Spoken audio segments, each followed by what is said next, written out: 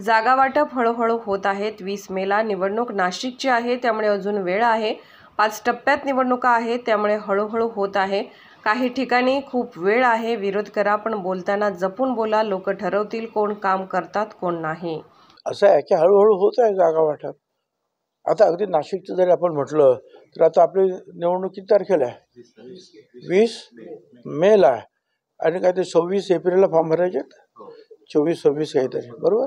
मग आता किती महिने अख्खा आपले मार्च आहे, परत हे आहे। आता 5 टप्प्यामध्ये ही निवडणूक असल्यामुळे जसजसं हळूहळू हळूहळू हळू ते एक विभाग जे आहे ते घेत आहेत आणि जे त्यांना जिथे वाटत आहेत किंवा आता हे 100% यांचे नाव डिक्लेअर करायचे ते करतात।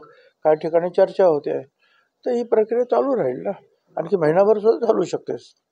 कारण 26 एप्रिलला फॉर्म भरायचे आपल्या नाशिकचे, दिंडोरीचे, मुंबईचे, जेवढी शक्ती, जसं आता इंडियामध्ये कितीतरी पक्ष जोडलेले आहेत, तसं आता महायुतीमध्ये सुद्धा वेगवेगळे पक्ष जोडण्याची प्रक्रिया चालूच राहील।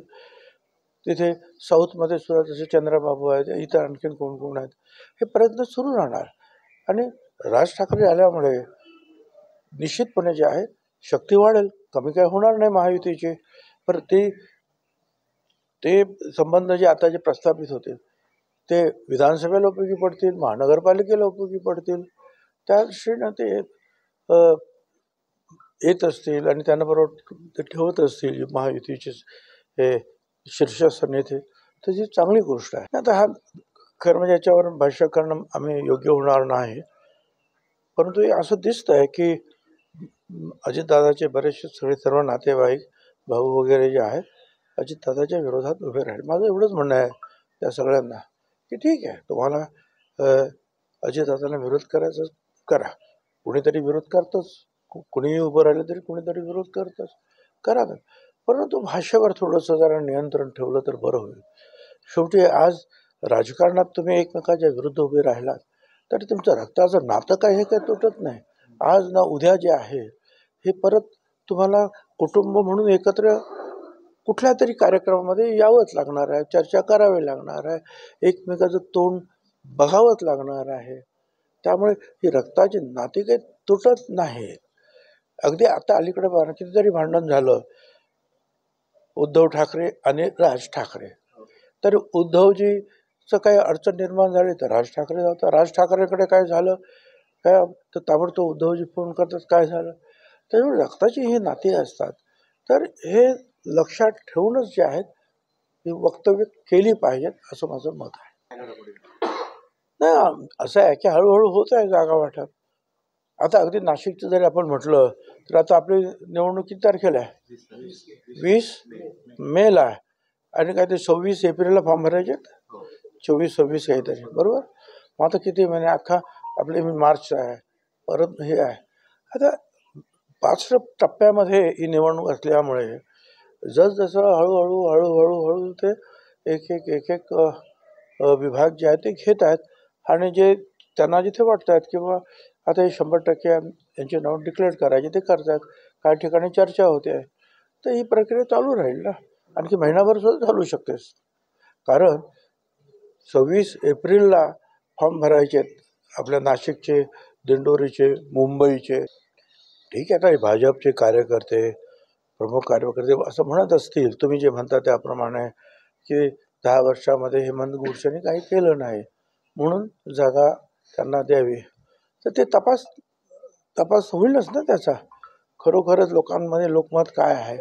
आजकाल या अनेक गोष्टी ज्या तुम्हाला कल्पना नाही, हे सर्वे घेतले जातात वेगवेगळे, 1, 2, 3, 4 दिवसाला वेगवेगळे सर्वे येत असतात आणि मग त्याच्या सगळ्यांचा गोषवारा घेऊन कार्यकर्त्यांबरोबर चर्चा करून परत तर जे आहे SIT डिपार्टमेंट वगैरे जे असते, इंटेलिजन्स असतो त्यांचा, परत भाजपसारख्या जे आहेत त्यांच्याबरोबर इतर सुद्धा अनेक संस्था आहेत की त्या तळागाळामध्ये अतिशय शांतपणे काम करत असतात।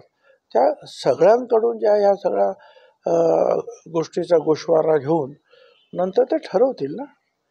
आता प्रत्येक जण जो आहे ना, तर वेगवेगळं जे आहे, एकदा राजकीय या आखाड्यामध्ये उतरल्यानंतर जसं आता सगळ्याच ठिकाणी जे आहे डिटोरेशन सुरू आहे, सगळ्या क्षेत्रांमध्ये आहे ते मेडिकलमध्ये असेल, शिक्षणामध्ये असेल, आणखी कशात असं, तसं ते राजकारणामध्ये आहे आणि निवडणुकीमध्ये सुद्धा.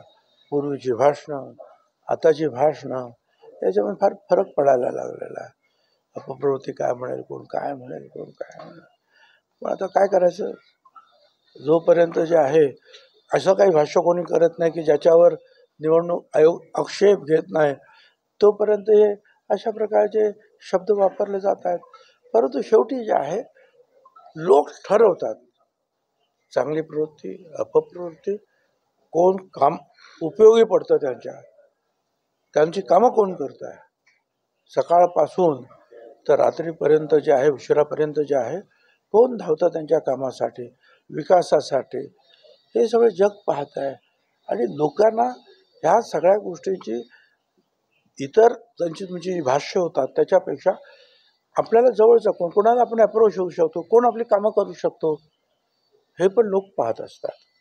आणि दुसरं म्हणजे असं की मुख्यतः ही लढाई जी आहे, ही महायुती जी आहे त्यांचा प्रधानमंत्री पदाचा उमेदवार नक्की आहे, ते म्हणजे नरेंद्र मोदी साहेब.